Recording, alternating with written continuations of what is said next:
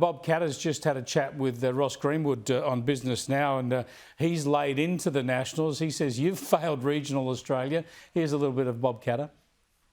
The best part of 20 years, they were running the Australian government as Deputy Prime Minister, and if there was something they did for rural Australia, I'm not aware of it. How do you respond to his criticisms?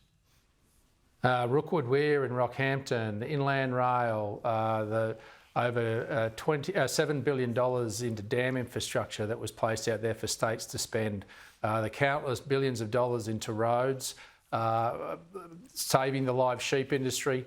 You can sit on the sideline and yell and scream and love Bob to bits, but unfortunately, the numbers don't support Bob's accusation there. Right, now let's get back to the coalition split. You've identified some key policy areas: the regional fund, the idea of sanctions, divestiture sanctions against supermarkets if there's foul play revealed. Also, the nuclear policy.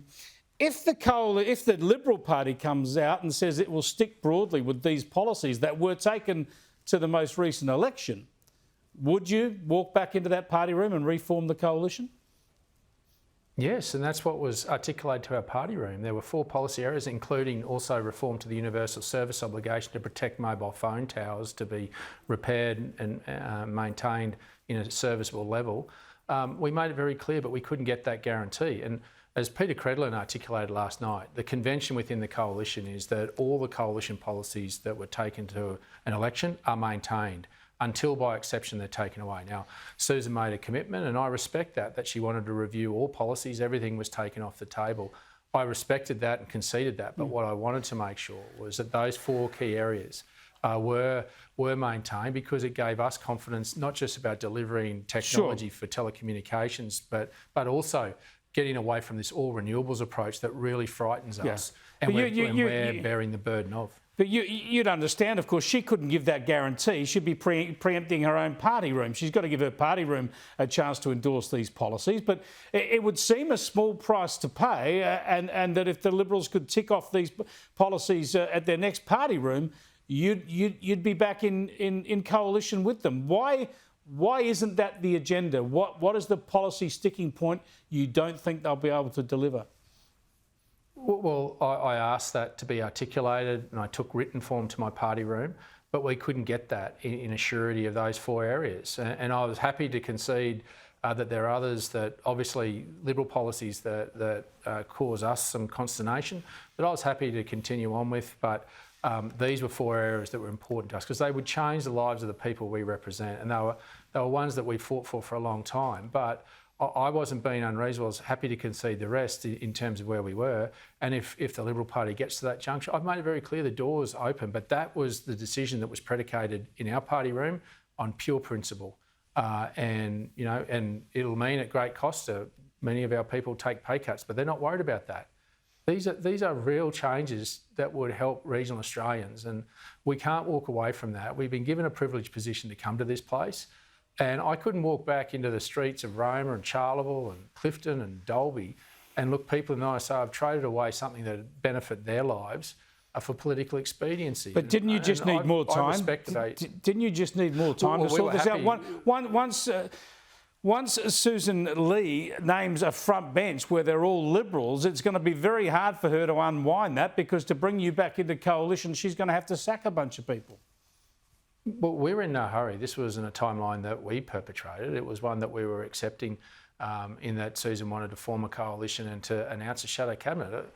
This wasn't a timeline that we decided on. It was one that, and with respect also of her personal circumstances, we were happy to work through. But I made it very clear after our initial meeting, I took back what Susan took to our initial party room meeting last Friday, that it was unacceptable and that there was that it was serious enough for our room to consider not re-signing.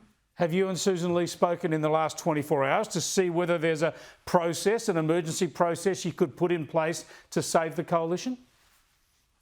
No, not today. I've got to admit I haven't had a bandwidth other than be in studios like yours. But as Susan and I left on Wednesday, or Tuesday, was saying that the door will be open and I'm open to anything. But these I'd rather be upfront and honest now about what were the sticking points, and that came from my room. This isn't an individual decision. This is the collective room going, these are what are important to us. And if we get that, they will be something that are important in a legacy item and protecting our people into the future, that we can work through the other things. They're superfluous. Do you accept that in many respects? Do you accept that the biggest winner out of this is Albanese and his government, because they're now just peerless in the Australian Parliament, and the greatest losers are the Australian voters, because we're left with a shambolic and divided opposition?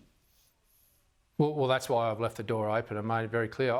I haven't concealed anything. We've been very upfront about what's important to us, and it's important for the coalition to get back together, and I'm pragmatic about that. But I've been given a privileged position to come and change the lives of the people I represent. I'd be letting them down if we didn't stand up for the values and those really important things. Happy to concede on things where we have to, but these I don't believe are insurmountable, and they're not huge. That's why we're disappointed, but we're optimistic that at some juncture that we'll be able to get back in with the Liberal Party and be a coherent coalition before the next election. Yeah, let's hope that sooner rather than later. Thanks again for joining us, David. I appreciate it.